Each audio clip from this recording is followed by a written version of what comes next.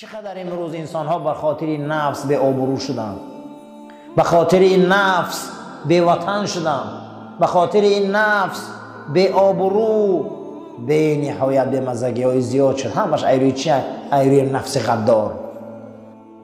برای همین برای ما خدا رزق دادگی ما نخریم که سر گوش ما زیادیه. به خاطر نفس شده آدم ها امروز چه به کار نامشروع میزنن، محبس ها میرن، غارتگری میکنن. ریشش نفسه برادرو. نباید فکر کنی آب از خدا، هوا از خدا، نان از خدا، همه چیز در تمام جا پر راه، هم از همین سیر میکنن. لیکن نفس غدار این خیلی انسان و همو داما برده میرسانه. یحیی ابن معاذ رازی گفت است جاهد نفسک به طاعت، ای مردم از طاعت بیرون نبروی که نفساتان حیفتان میکنه. ریاضت دوشنبه و پنجشنبه روزه گیره. ریاضت گفته است معنیش همین است که خواب کم کنه. معنی ریاضت چی بده؟ خواب کم که من از عذاب کشیده چشماتون سرخ شده. این ریاضت میگم. کسی را که ریاضتش زیاد شده خدا چشم دلش بیدار میکنه. و قلت الکلام، گپ کم کنی گفته است. خواب کم کنی، گپ کم کنی. و حمل الاذی، آزاری که میتیانتانه او در کاردار نشوی. من الانام، از جانب مردم. آخر گپا میفهمی اکنون اهمیتش نتی. و قلت من الطعام، خوردن هم کم کنی. هر انسانی که کم خواب روه خداوند ارادش به قوت میکرده. هر آدم کم گپ زنه خداوند از آفت نگهبانش میشده. هر کسی که آزار مردم و گپ مردم پسی پازن اهمیت نته به مقصدش میرسیده. و کسی که طعام کم میخورده شهوت کیفش میشکسته، زیرا که در بسیار خوردن قلب تاریک میشده، نور گم میشده. نوری ایمان در کم خوراکی بده. کدام خودم نور پیدا میکرده؟ کم خوراک باشد. و شبع یبعد من الله، کسی که پرخوری کنه از خدا دور میشه اساسا.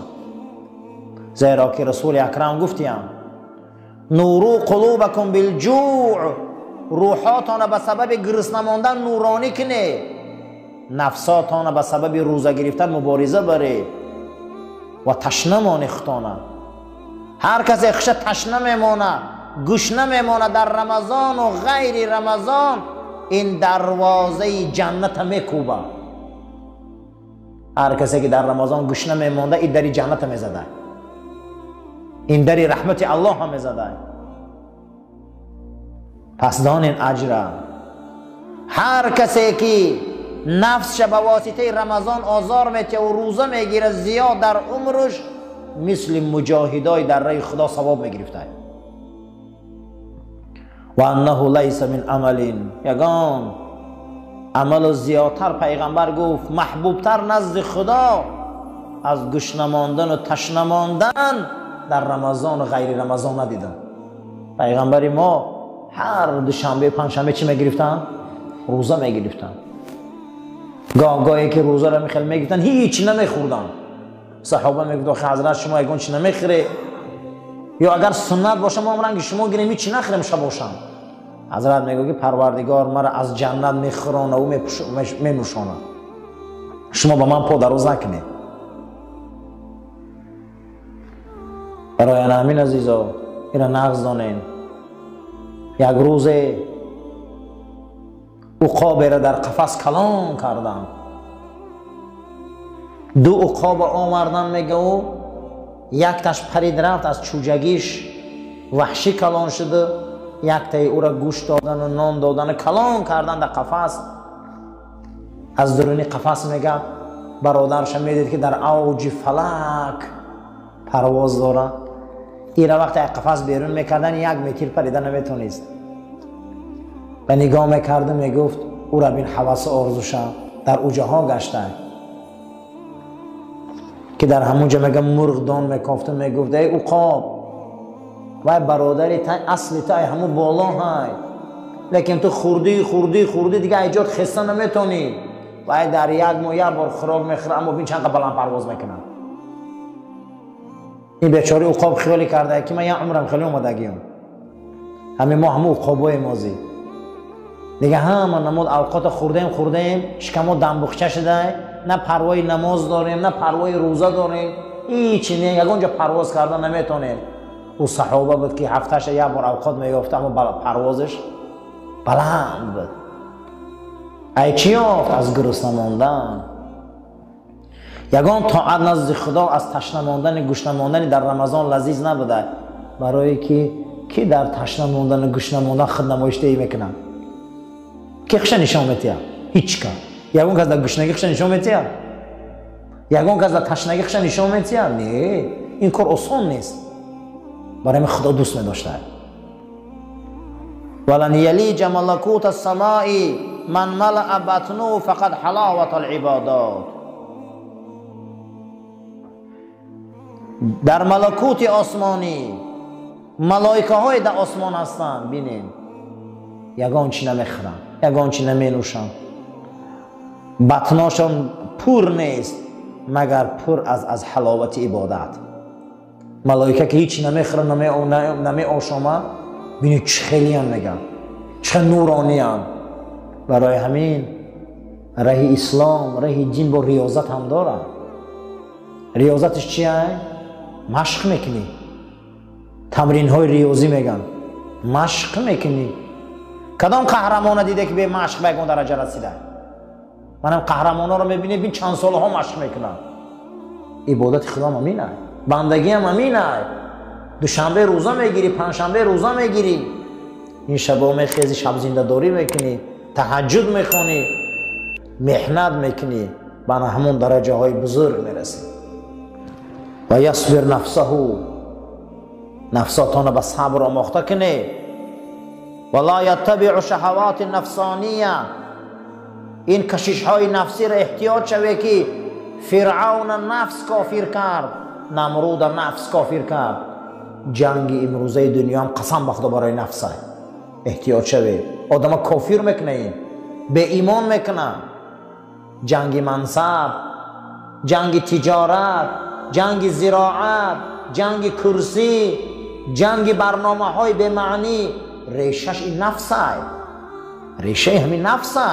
برای 4 تنگ پول، برای 1 بولک زمین، برای 1 بولک مقام، برای 1 بولک مرتبه، آدم ها این شبا چیکارایی نکنن؟ فالنفس صنم، نفس این بوته. فمن عبد نفس یعبد صنم، کسی که بنده نفس شبا بوت پرست شده گیه. بوت پرست شده گیه، شر نیست بجی بوت روی، بوت پرست شده گیه.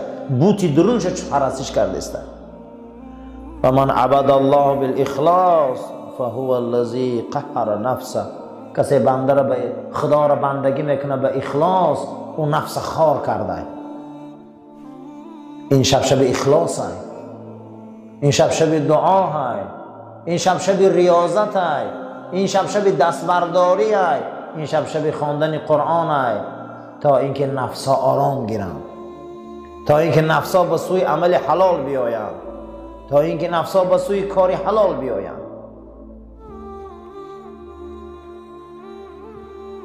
و قال سلیمان بن داوود، سلیمان پیغمبر گفته است: ان القاهر لنفسه اشد ممن یفتح المدینه وحده. حضرت گفته است که کسی که نفسش اداره میکنه گویا که یک شهر دروازش کشاده فتح کرده. خیلی وزبین نفس اداره کرده. من یک انسان لشکر میگیره و یک شهر میگیره، از مقصدی گم زیر لیوای خودش نه، ببین که چقدر عذاب میکشه، ضبط میکنه میگیره. کسی نفس شالله جان میزده برابر یک قماندان به دست که یک شهر گرفته. بسیار وزبینه. حضرت سلیمان تیم بسیار برای ما وزبینه. نفس اداره کردن این کار اولیاءهای خدا. حضرت علی کرم الله وجهه گفته است: من و نفسم مثل گوسپند چران است، همیقه که گوسفند سیر کردی با همین قدر تشنه و گشنه شدن میگیره. این نفس همین عزیزا. شما گمان نکنی که همین قدر وای سیر میکنی و میشونی با وای همون قدر حرکت کردن میگیره. نه، یک جانب دیگه گفته بیدار شدن میگیره. تا چیکارش کنیم؟ گفته در کفن رحمت پیچونیشه، فقط از خدا رحمت چه طلب کنی و او را دفن کنی در زمین کرامت. این نفس گفته فقط ای خدا دعا کنی اکنون که رحمت چه عطا کنه. دویم گفته است کدام وقت نفس گور میکردی؟ اگر تو آبرو تا فکر کنی. کسی آبروش فکر میکرده در هر یک کار و این نفس گور کرده بوده است. و من امات قلبه یلیف فی کفن اللعنه، کسی که در نفس بنده شود و قلبش تاریک شود از خدا و رسول، وای بر حال این گونه نفس، این گونه نفس و این گونه صاحبش لعنتی ای و این گونه صاحب و این گونه نفس آیندهش در جهنم ای. همه ما نفس داریم، لیکن خوشا به حال انسانی که رحمت خدا را طلب کنه، هر یک کار در رحمت الله کنه. من حاضر شماهای ساعتا در رحمت الله، گوش کردن قرآن، گفتن تسبیح، خواندن نماز، یک شب برای خدا، هیچ گپ نداره، یک شب برای خدا. دویمش که این نفس همیشه آبرو را فکر کنه. کسی که آبروش فکر نمیکنه وای لعنتی میشه، نفس رو لعنتی میکرده. برای پیش از رفتن او زمین قیامت و گور یگان چی روی کنه خدا میگه آخی و فرد میره آخی اوجا یا چی روی کنه؟ آخی من اینجا کار میکنی کو فقط خانه خان وطن میری آخی یا چی روی میکنی کن اونجا که خانه تو آباد کنن و چراغ تا روشن کنن و برای دسترخوان یا چی گیرن و اینجا کار میکنی که همونجا هم نویگری شما آخی پگه همونجا میری کو. و خدا در قرآن برای ما گفته است آخی پگه میری همونجا، آخی اوجا را آباد کنه، اوجا را یک چراغ شیرونه، او گورم آباد کنه، او قیامتانم آباد کنه. یعنی که ما عملت فی یوم القیامه، آخی یگان کار یگان عمل کنه در آن روز قیامت که قیامت هم آباد شود. اعلم ایها الناس، ای مردم گوش کنه، ان النفس الاماره بالسوء، این نفسی که آدما را به کفر میبره این چیزی بده، این دشمن مانه، ای ابلیس هم این گنده های، این شیطان را به قوت میکنه، هوای نفس همه را پس میکنه. کدام نفس؟ نفس اماره، نفسی که ای خدا بیرون میبرایی، نفسی که از رسول الله بیرون میبرایی، نفسی که از شریعت بیرون میبرایی. این نفس گفته تو را به ایمان میکنه. ای بچه آدم حیف نکخته. و شهواتها و کشش های این نفس همه را فریب داد، هیچ کس در امان نماند، هیچ کس در امان نماند، همه را فریب داد، همه را حیف کرد. زیرا اینکه کسایی که از خدا و رسولشان به امید این نفس دور شدن، وای بر حالشان. به نفسم نمیشود، نفسم حلاله همون وقتی که او در چارچوبه دین خدا و رسولش باشد. لأن من تبع نفس الامن والغفلة والراحة والفترة والكسل فدعواها باطل و کل شیء منها غرور. هر شخصی که پیرو شود به نفسش، گوه که این نفس من غافل نمیکنه، من در راحتم، من تنبل نمیکنه، من هیچ محل یگان کار نمیکنه، میگه نه دعواش باطله. زیرا این که انسان ها از لجام کردن نفس به درجه های بالا رسیدن. وقتی انسان گشنه میمانده ایمانش نور پیدا میکرده. یک ماه شریف رمضان ده ایمانا نور پیدا میکنه. من بازم میگم هر آن نفسی که ما را از خدا دور میکنه وای حرامه، هر آن نفسی که ما را از رسول دور میکنه و حرام است، هر آن چیزی که در چارچوبه خدا و رسول و حلال است. و کل شیء منها غرور، هر کسی که از خدا و پیغمبر دور شد و قسم به خدا فریب خورده، فریب سخت خوردگی است. و ان رضیت عنها و تبعت امرها هلکت، اگر راضی باشه در همه زندگی، پیرو باشه به همه زندگی که از خدا و پیغمبر دور باشه، وای بر حالش که هلاک شده، وای بر حالش که هلاک شده. و این غفلت عن محاسبتها، پانسون در بچت میتی میپرسی، اگر خدا ایچی رو نمیپرسن. هر کسی که از حساب خدا غافل باشه، وای بر حالش. از حساب خدا غافل نشه بگه، اگر میپرسه او، پگه این نفسا را میپرسن، پگه این سلامتی را میپرسن، پگه این نعمتای دادگیش را میپرسن. امروز کو یک پنج سامان دادن ای بچه میپرسی و این قچی را داده نمیپرسن. میگن شما غافل نشوید. غرقت، وای بر حالت غرق شدی. و این عجزت عن مخالفتها، نفس و درجه آدم متهم میکنه که تو دیگر ناتوانی که او در زید برایی.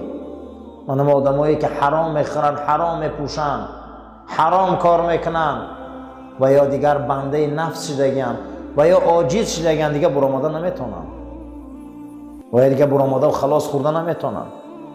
و تبعت هواها قادتک الی النار، اگر تو پیرو با اون نفس باشی که تو را به حرام میبره، تو را به نیرنگ میبره، تو را به فریب میبره، تو را از خدا و رسول دور میکنه، وای بر حالت.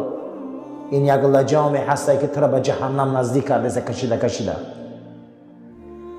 احتیاط باش، احتیاط باش، احتیاط باش. وليس للنفس مرجوع الى الخير، هي رأس البلايا ومعدن الفضيحة وهي خزانة إبليس ومأوى كل شيء لا يعرفها الا خالقها. از برای نفسی که شما را از خدا و رسول دور میکنه امید خیر نکنه، زیرا سرچشمه همه بلاها از خدا و پیغمبر دور شدن است. سرچشمه همه بلاها کجا بوده است؟ از خدا و رسول دور شدن. گنجینه تمامی، خزینه تمام آفت و بلا از بنده نفس شدن سر می شده. گنجینه ابلیس نفس پرستی بوده. همه بدی ها از داخل نفس پرستی پیدا می شود. نفس غیر خالقش کسی نمیشناسه، فقط نفس خدا میشناسه. خدا رای حلش گم زده برای ما. یکم چیزی که ما و شما را از نفس بد دور میکنه، واتقوا الله، چی بده؟ از خدا پروا کنی. از خدا پروا کن. برای هوای خنک سرتو میپوشانی، برای یک هوای سرد پوپوشی گرم میپوشی، پروا میکنی. برای ایمانت پروا نمیکنی، برای ایمانت زیق نمیشی، برای ایمانت یک مراتبه حسرت نمیخوری. چیکار کرده استم؟ ان الله خبیر بما تعملون، خداوند خبرداره به هر یک عملی ما، چی نیک میکنیم چی بد، چی شایسته میکنیم چی ناشایسته. برای همین هیچ محل در گناه سبوک ندانیم، هیچ محل ثواب کم ندانیم. شاید میگه گناه سبوک ندان که شاید در او غضب الله باشد. هیچ محل ثواب کم ترک ندان که شاید در او رحمت الله باشد. پروردگار اولین تعلیماتی که به ما میده میگه از خدا پروا کنه، خدا را پیش نظرتان بیاره، خدا را بینا دانه، خدا را شنوا دانه، خدا را صاحب قدرت دانه و همه کار در حق شما میکنه، همه کار در حق شما میتونه. شما عاجزه در پیش او و دانه که از همه عملهاتان او به خبر است. هر وقتا که بنده فکر کنه که اندکه که عمرش برای آخرتش گذشته، همین گونه فکر قلب می شوشته، زیرا را که پیغمبر خدا گفته که 1 ساعت فکر کردن برای ثواب آخرت بهتر از 1 سال نماز نفل خواندن. کسی 1 ساعت فکر میکنه که کاری خیری من کدام باشه، ذکر خیری من کدام باشه، یاد آخرت من کدام باشه، 1 ساعت فکر کنه از 1 سال عبادت نفلش بهتر بوده. فینبغی للعاقل ان یتوب من الذنوب الماضیه. انسانی صاحب عقل، انسانی با عقل، ترا خدا عقل داده، گناه های گذشته تا گریبان تا قبل گریه کن و توبه پرس از او و یتفکر فیما یقربه. فکر کن که چی ترا به خدا نزدیک میکنه و چی ترا نجات میتیه و در روز قیامت چی عمل نامه اعمال ترا به دست راست میتیه. اینا فکر کن. در عمل کوتاه نبیا، در توبه سیر حرکت باش، هر دقیقه ذکر خدا تا زیاد کن، زیرا که تو صیقل میابی و پاک میشی.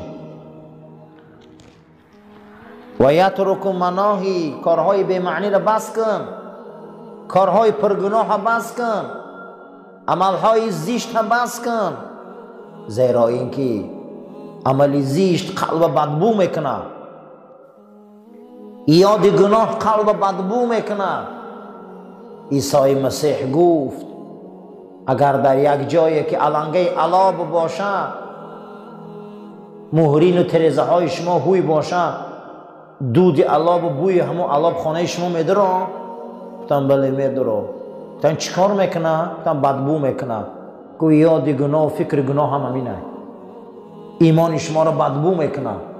و بعضی دودای هسته که دیوالا را سیاه میکنه. گناه را نکنی و یادش کنی و فکرش کنی، قلب چی میکرده؟ سیاه میکرده. اوحی الله الی موسی علیه السلام، خدا با موسی گپ زد. یا موسی، ای موسی، این اردت ان اکون اقرب الیک من کلامک الی لسانک، میخواهی که تو به سوی من نزدیک باشی از همین سخنت، از همین زبانت، و من وسوسه قلبک الی قلبک، از همین خواهشات قلبت، از قلبت به من نزدیک باشی، و من روحک الی بدنک، میخواهی که از همین روح و بدنت به من نزدیک باشی، و من نور بصرک الی عینک، میخواهی که از نور چشمت، خیلی که به چشمت نزدیک اینم نزدیک باشی، و من سمعک الی اذنک، میخواهی که از شنوایی گوشت که در گوشت چقدر نزدیک اینم شنواتر به من نزدیک باشی، از همین نارم نزدیک باشی. فاکثر من صلات علی محمد صلی الله علیه و سلم. پس موسی صلوات آخران پیغمبر زیاد گو. اگر تو صلوات آخران پیغمبر زیاد گویی و من همین قدر نزدیکتر میشی. این شب صلوات های، هیچ محل صلوات فراموش نکنی. صلوات دروازه های رحمت میکشاید، صلوات غضب خدا را خاموش میکنه، صلوات ملائکه را به زمین نزدیک میکنه، صلوات حاجت های ما را کشاده میگردانه، صلوات ما را نورانی میگردانه، صلوات ما را به پیغمبر نزدیک میگردانه. صلوات چنان بزرگ است که موسی با این صلوات به خدا نزدیک شده. خداوند این زمین و آسمان با طفیل رسول اکرم آفریده. خداوند این قرآن به قلب پاک حضرت پیغمبر داده. این دنیا به نام محمد کلید می شود صلی الله علیه و سلم. برای همین اللهم صل علی سیدنا و نبینا و مولانا محمد صلی الله علیه و سلم و علی آل سیدنا و نبینا و مولانا محمد صلی الله علیه و سلم. این دنیای پر از ضرر، این دنیای پر از محنت، این دنیای پر از کشاکش، این دنیای پر از بی‌معنیگی و ناامیدی، از همه این در پیش صلوات رسول الله هیچیه که ما با نام او زنده ایم، ما با صلوات او زنده ایم، ما با نام او پایداریم. اگر او با نامش نباشه این دنیای پر و غم و محنت و ناامیدی ما در کار نیستیم. موسی میخوای به من نزدیک شوی، صلوات رسول ما زیاد بود. اللهم ربنا آتنا فی الدنیا حسنة و فی الآخرة حسنة و قنا عذاب النار. خداوندی شبی برات برای ما مبارک گردانو، ما را برای راست هدایت کنو، این ریاضت و عبادت های ما را قبول کن، عاقبت کار ما را به خیر و ایمان ما را به سلامت گردان. آمین یا رب العالمین.